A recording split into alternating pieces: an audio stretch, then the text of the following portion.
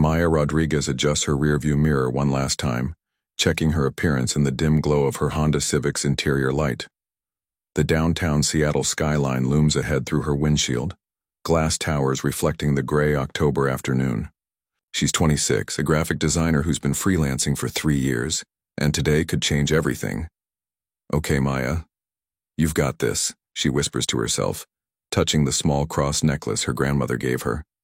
Thompson Marketing Solutions, corner of Pine and 4th, should be easy enough. She glances at her phone mounted on the dashboard, where a photo of a 7-year-old girl with bright eyes and natural hair and colorful beads serves as her wallpaper. Zoe. The little girl she's been mentoring through the Big Sisters program for 8 months now. Maya smiles at the photo. It was taken at the zoo last weekend when Zoe insisted on teaching the penguins how to dance. The GPS shows a clear route, 22 minutes through downtown traffic. Perfect timing for her 3 p.m. interview. This isn't just any job. It's the senior designer position she's dreamed about since graduating from the University of Washington. The salary alone would let her finally move out of her cramped studio apartment in Capitol Hill and into a place with an extra bedroom. A place where Zoe could have sleepovers, maybe even. Maya pushes that thought away, one step at a time. As she pulls into traffic, Maya's mind races through her portfolio presentation. The rebranding project for that local coffee chain, the nonprofit website that won a design award, the app interface that actually got downloaded 50,000 times. She's prepared for every question they might ask. The rain begins to spatter against her windshield, typical Seattle weather that she's grown to love despite herself. The city moves around her in its familiar rhythm, cyclists in rain gear, pedestrians clutching coffee cups like lifelines, the eternal construction that seems to follow her everywhere she goes.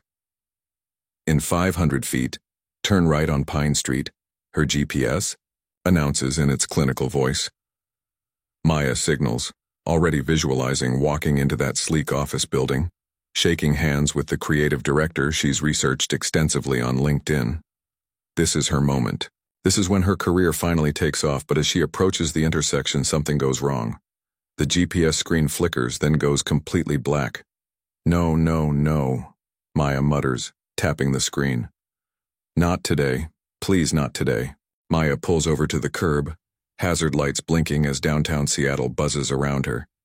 She grabs her phone, fingers fumbling as she tries to restart the GPS app. The screen keeps loading, that spinning wheel mocking her growing panic. "Come on." She checks the time. 2:47 p.m. 13 minutes to get to an interview that could change her life. A honk from behind makes her jump. She's blocking a bus stop. Through her rearview mirror, she sees an elderly man with a walker waiting patiently, and her heart sinks. She signals and pulls back into traffic, now completely lost in a city she's lived in for 8 years, but somehow never really learned to navigate without technology. The buildings around her start to look unfamiliar. She's definitely not in the downtown core anymore. Instead of gleaming office towers, she's driving past a mix of older apartment buildings and small businesses. A corner grocery store with hand-painted signs in Spanish.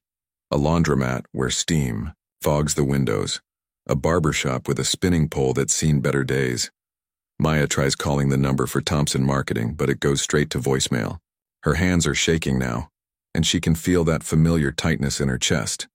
The anxiety that's plagued her since college, especially during big moments like this. She spots a gas station up ahead and pulls in, parking next to a rusted pickup truck with Washington state plates. The attendant inside is helping another customer, and Maya realizes she'll have to wait.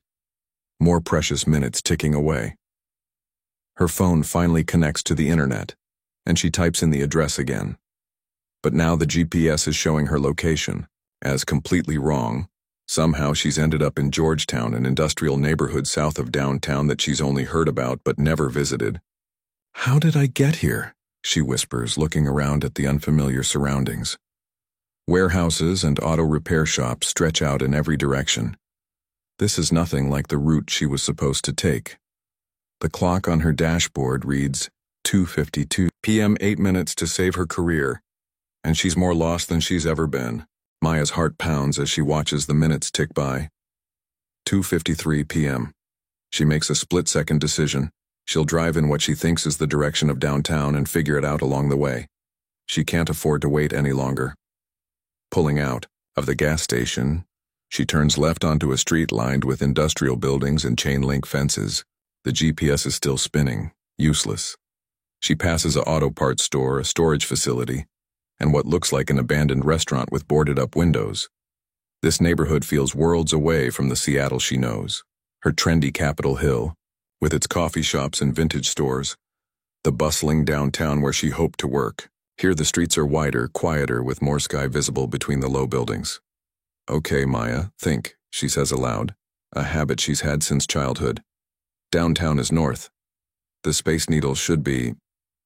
She scans the horizon but can't see the iconic landmark through the overcast sky. She turns right at the next intersection, hoping to find a main road that might lead her back to familiar territory. Instead, she finds herself on a residential street lined with modest single-story homes. Most are well-maintained, small front yards with kids' toys scattered around, flower boxes in windows despite the October chill, American flags hanging from front porches. But as she drives slowly, looking for street signs that might orient her, Maya notices something that makes her stomach drop. Ahead on the left side of the street, a car is wrapped around a telephone pole. It's not an old accident. Steam is still rising from the crumpled hood of what was once a blue sedan. The airbag has deployed, hanging deflated from the steering wheel like a broken balloon. Glass glitters on the wet asphalt. Maya slows to a crawl, her hands gripping the steering wheel. She looks around for other people, for emergency vehicles, for any sign that help is already on the way. The street is eerily quiet. No sirens, no flashing lights, no other cars. She checks her dashboard clock, 2:56 p.m., 4 minutes until her interview, and she's staring at what might be a life-or-death situation. Maya sits frozen in her car, engine idling, windshield wipers beating a steady rhythm against the October rain. Through the side window of the crashed sedan, she can see movement. Someone's inside, slumped over, but shifting slightly. Her phone shows 2:57 p.m. 3 minutes. This is it? This is the moment that will define not just her day, but who she is as a person. Take the interview that could secure her future, or stop to help a stranger who might be dying. The thought of Thompson Marketing waiting for her makes her stomach churn. She's imagined this interview 1,000 times, practiced her answers in the mirror, picked out this outfit specifically because the navy blazer makes her look professional but approachable. Missing it means watching another opportunity slip away. Maybe going back to designing flyers for local bands and restaurant menus that barely pay her rent. But as she watches the figure in the car, a memory surfaces. Her grandfather, Miguel, telling her about the time he stopped to help strangers when their car broke down in a snowstorm outside Spokane. Maya, he'd said in his gentle voice, we don't get to choose the moments that test us. We only get to choose how we respond. She pulls over and parks, hands shaking as she turns off the engine. The rain immediately sounds louder, without the car's hum, pattering against the roof and running in small rivers down the street's gutters. Maya grabs her phone and dials 911 as she walks quickly toward the crashed car, her heels clicking on the wet pavement. 911, what's your emergency? There's been a car accident, Maya says, her voice steadier than she feels. A car hit a telephone pole. Someone's inside and they're hurt. What's your location? Maya looks around frantically for a street sign. I'm in Georgetown, I think. She spots a green sign partially obscured by tree branches. On Ellis Avenue South, near what looks like 15th or 16th Street. Are you able to see if the person is conscious?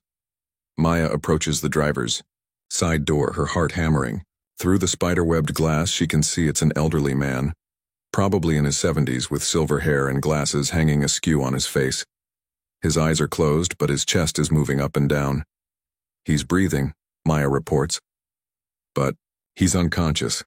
The front of the car is completely smashed. Her phone buzzes with a text notification. Without looking, she knows it's probably Thompson Marketing, wondering where she is. Sir, can you hear me? Maya calls through the driver's side window, which is cracked but still intact. She tries the door handle, it's jammed. The impact has twisted the metal frame, sealing the man inside. On the phone, the 911 dispatcher is asking questions Maya struggles to answer. How long ago did the accident happen? She doesn't know. She just arrived. Are there any other vehicles involved? Not that she can see. Is there any smell of gas or smoke? She walks around the car, checking. The front end is accordioned against the telephone pole, but she doesn't smell fuel. The passenger side door, she tells the dispatcher. Let me try the passenger side. Maya circles around the back of the sedan, noting the Washington state plates and a small bumper sticker that reads "World's Best Grandpa." Her chest tightens. This man is someone's family. The passenger door opens with a groan of protesting metal. Maya slides into the seat, immediately struck by the intimacy of being inside a stranger's car. There's a travel mug in the cup holder, still warm to the touch, reading glasses on the dashboard, and a pharmacy bag on the floor with medication bottles scattered from the impact. I'm here with him now, Maya tells the dispatcher. Sir? She reaches over to gently touch the man's shoulder. Can you hear me? Help is coming. His eyelids flutter, and he makes a soft groaning sound. Maya's heart leaps. He's more responsive than she first thought. That's it, she says, her voice taking on the soothing tone she uses with her nephews when they're hurt. Stay with me. You're going to be okay. The man's eyes open slowly, unfocused and confused. He tries to move and winces, his left arm hanging at an odd angle. Don't move, Maya says quickly. You've been in an accident. The paramedics are on their way. He looks at her with the bewildered expression of someone trying to make sense of a world that's suddenly shifted off its axis. His lips move, but no sound comes out at first. Water, he finally whispers. Maya looks around the car, spotting a water bottle wedged under the passenger seat. She manages to retrieve it and carefully holds it to his lips, letting him take small sips. Outside, she can finally hear the distant wail of sirens. Her phone, forgotten in her lap, shows 3:04 p.m. The interview is over. The opportunity is gone. But, looking at this man's grateful eyes, Maya realizes she's exactly where she needs to be. The ambulance arrives with a symphony of sirens and flashing lights, followed quickly by a fire truck and 2 police cars. Maya watches through the windshield as paramedics grab their equipment and jog toward the car, their movements efficient and practiced. Ma'am, we're going to need you to step out so we can access the patient, says a paramedic, a woman about Maya's age with short blonde hair pulled back under her cap. Maya carefully extricates herself from the passenger seat, her legs shaky from adrenaline. As she steps back, she realizes her navy blazer, the one she chose so carefully for the interview, has a tear in the sleeve and is stained with something she can't identify. You did good, the paramedic tells her as her partner begins assessing the man inside. Staying with him, keeping him calm, that matters more than you know. A police officer approaches with a notepad. I'm Officer Chen. You're the one who called this in? Maya nods, providing her contact information and explaining how she came across the accident. As she talks, she watches the paramedics work with quiet efficiency. They've stabilized the man's neck and are checking his vital signs while the firefighters work on widening the door opening to extract him safely. Any idea how long he'd been here before you found him? Officer Chen asks. I don't think long, Maya says. The engine was still steaming and his coffee was still warm. The officer makes notes. What brings you to this neighborhood? You said you were lost. Maya explains about the GPS malfunction, about trying to get to her interview downtown. As she says it out loud, the missed opportunity feels both devastating and strangely distant, like something that happened to someone else. Her phone rings. The caller ID shows Thompson Marketing Solutions. Maya stares at the screen for a moment, then declines the call. She'll deal with the professional consequences later. Right now, she needs to see this through. The paramedics have successfully extracted the man from the car and loaded him onto a stretcher. As they wheel him toward the ambulance, he turns his head and makes eye contact with Maya. Thank you, he mouths, his voice too weak to carry over the noise of the emergency vehicles. Maya feels tears prick her eyes and nods back at him.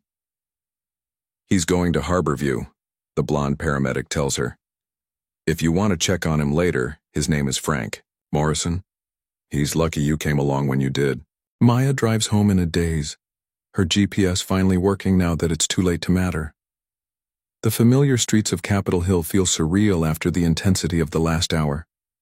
She parks outside her apartment building and sits in her car for a long moment trying to process what just happened. Her phone has 7 missed calls and 12 text messages. 3 are from Thompson Marketing, progressing from polite inquiry to barely concealed irritation. The others are from her best friend Jess, her mom, and her freelance clients. She climbs the 2 flights to her studio apartment, kicks off her heels, and collapses onto her couch. The space feels smaller than usual, her desk crammed into one corner, her bed visible from every angle, the kitchenette that barely deserves the name. This is what she was trying to escape with that job interview. Maya picks up her phone and calls the number that's been haunting her for the past hour. Thompson Marketing Solutions, this is Rebecca. Hi, this is Maya Rodriguez. I had an interview scheduled for 3 p.m. today with the creative team. There's a pause. Oh, yes. We were expecting you. Maya takes a deep breath. I know, and I'm so sorry. There was an emergency. A car accident. I had to stop and help someone who was hurt. Another pause. Longer this time. I see. Well, we've already moved on to other candidates.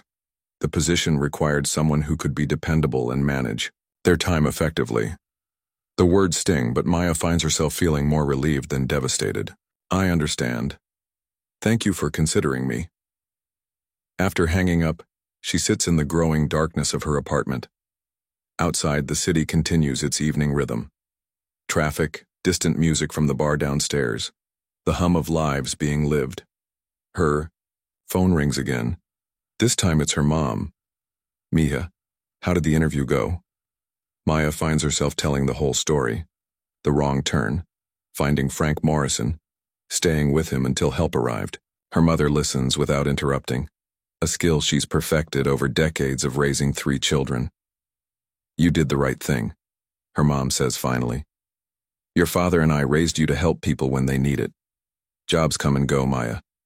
But what you did today, that's who you are. That night, Maya can't sleep. She keeps thinking about Frank Morrison, wondering if he's okay, if he has family who know what happened.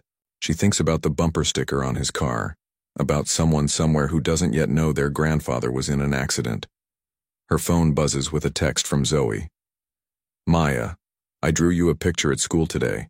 Mrs. Patterson says I'm getting really good at art. Can we work on my portfolio this weekend?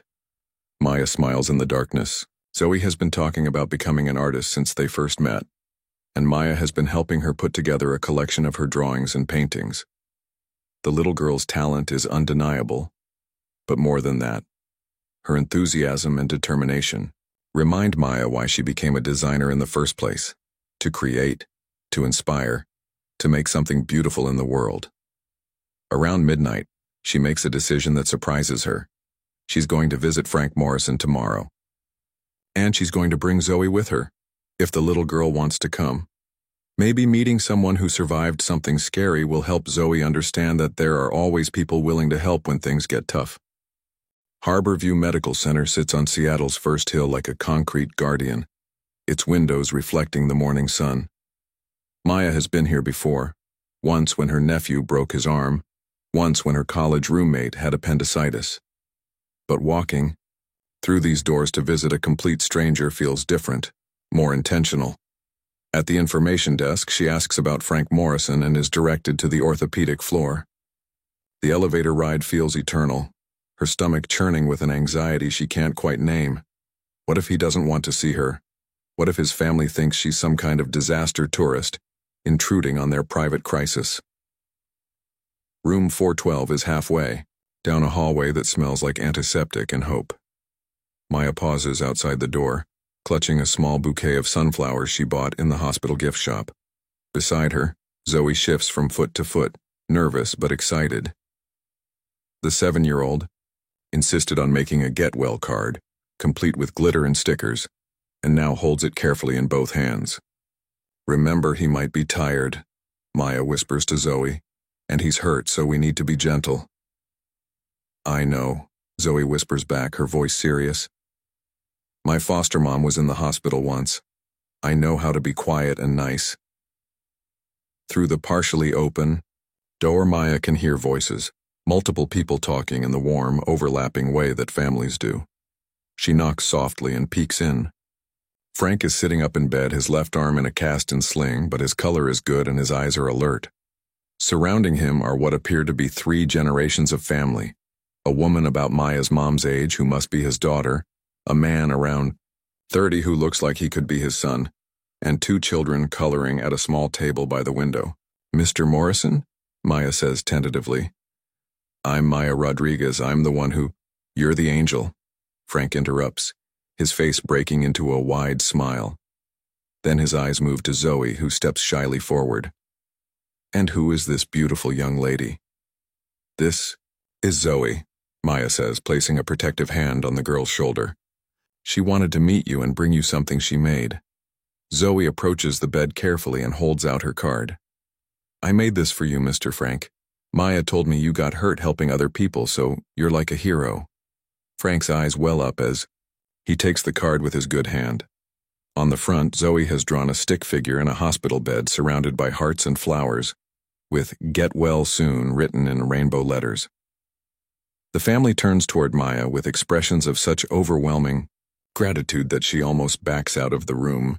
The woman who must be Frank's daughter stands up and immediately pulls Maya into a hug. I'm Susan, she says, tears in her eyes. Dad told us what you did, how you stayed with him, how you kept him calm until the paramedics arrived. It wasn't anything special, Maya says, but Frank waves his good hand dismissively. Nonsense. The doctor said I had a concussion and might have gone into shock if I'd been alone much longer. You probably saved my life. The man introduces himself as David, Frank's son, and the children, Emma, age 7, and Jake, age 5, shyly wave from their coloring station before returning to their masterpieces.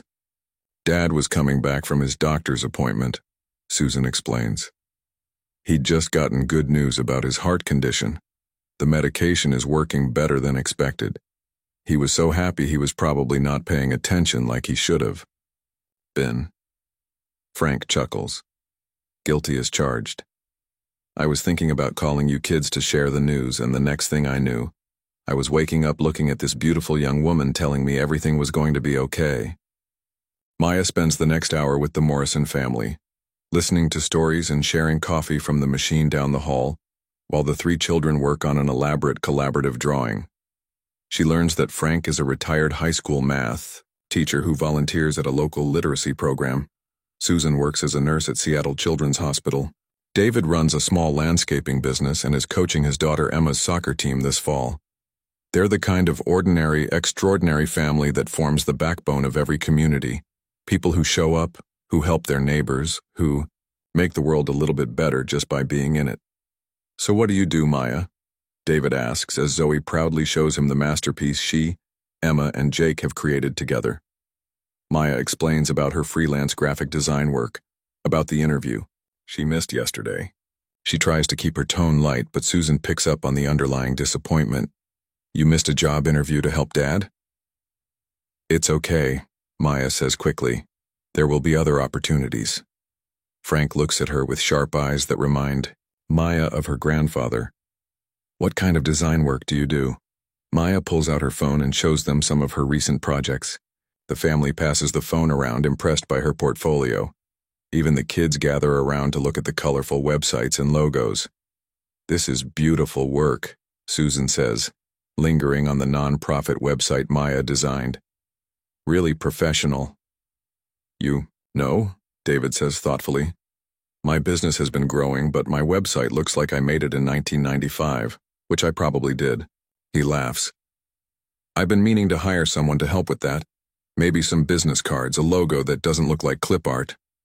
Maya feels a flutter of possibility. I'd be happy to take a look at what you have now, maybe put together some ideas. And the literacy program where I volunteer, Frank adds. They're always talking about needing help with their promotional materials. Their budget isn't huge, but they do meaningful work. Zoe tugs on Maya's sleeve. Can you make a website? For my art? I want to show everyone my drawings, Emma bounces excitedly. And can you make websites for kids too? My teacher says our class should have one to show our parents our projects. Maya looks around at this expanded family, these strangers who became friends because of a wrong turn and a moment of choice, and feels something shift inside her chest.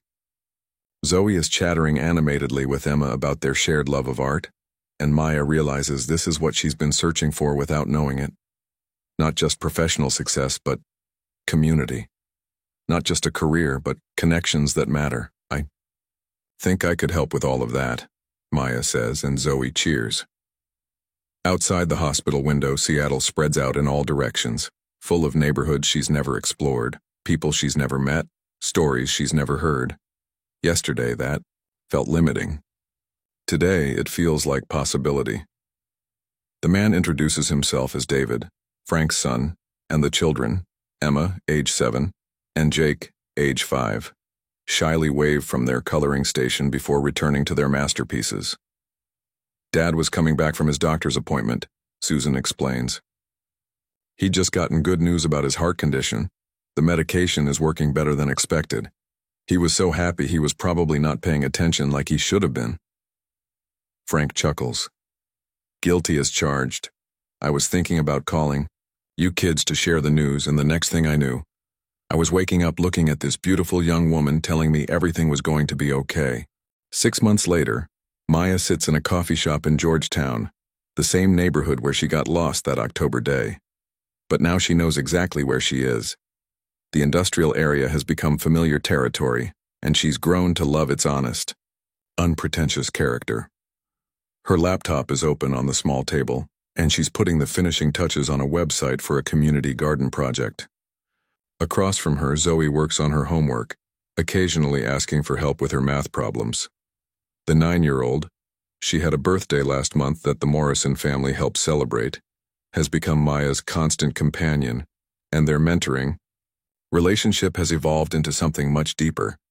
Maya's client list has grown beyond anything she imagined. David's landscaping business is thriving with her new branding.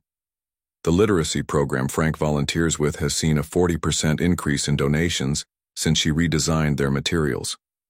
Word of mouth in tight-knit communities, she's learned, is more powerful than any marketing campaign. Her phone buzzes with a text from Susan Morrison. Dad's 6-month checkup went great. Doctor says he's healthier now than before the accident. We're having a barbecue Sunday to celebrate. You and Zoe better be there. Maya smiles and shows the text to Zoe, who looks up from her homework with bright eyes. Can we bring my apple pie cookies? Emma said she wants to learn the recipe. Of course we can, Maya says, typing back to Susan. Wouldn't miss it. Zoe's bringing her famous cookies. The Morrisons have become like family to both of them. Maya spends most Sunday afternoons at their house in Ballard, helping Emma with her school website project and listening to Frank's stories about his teaching days, while Zoe and the Morrison grandchildren play in the backyard. Susan has introduced her to other nurses who need design work for their side businesses. David invited them both to Emma's soccer games, where Maya has met other parents who run small businesses.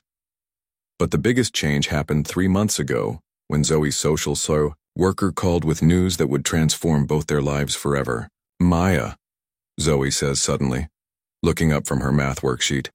Do you think my new room will be ready by the time we move to the new apartment? Maya's heart swells as it does every time Zoe refers to her room, their apartment, their life together. The adoption paperwork is almost complete, and they've found a perfect 2-bedroom place in Ballard just a few blocks from the Morrison family. It'll be ready, Maya promises. We'll paint it whatever color you want, and you'll have space for all your art supplies and that big easel Susan and Frank got you. Her income is actually higher now than the salary Thompson Marketing was offering, but more importantly, she loves her work and the life she's building.